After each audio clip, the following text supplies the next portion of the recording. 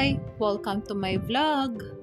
Ang video natin for today is Bona versus Nestogen na parehas na pang 0 to 6 months old.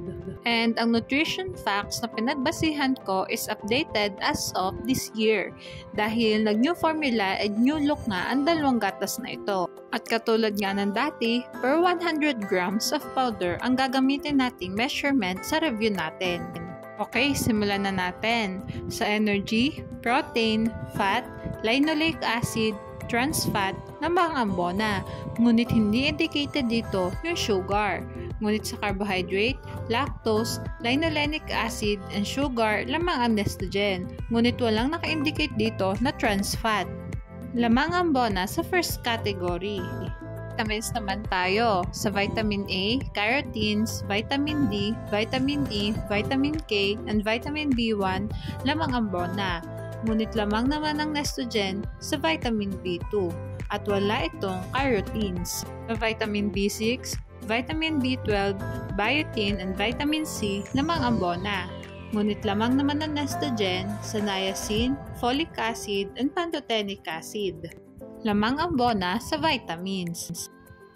Sa calcium, phosphorus, iron, zinc and copper, lamang ang bona. Samantalang lamang naman ang Nestogen sa magnesium and manganese. Sa potassium, lamang ang bona. Sa iodine, sodium and chloride, lamang naman ang Nestogen. Ngunit pantay ang dalawang gatas sa selenium.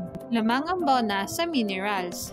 Sa taurine, carnitine, lutein, choline, lysine, and arginine lamang ang bona. Samantalang lamang naman ang Nestogen sa inositol.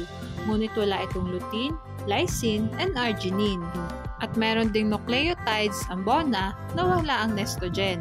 Sa price naman na kinuha ko sa Last Mall Daily na sa parehong 2 kilo ay mas mahal ang bona kaysa sa Nestogen.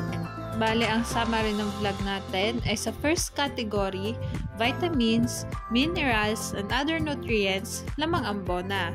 Ngunit mas affordable naman ang Nestogen. Ngunit lagi nating tatandaan, pumili ng gatas na hiyang sa bata.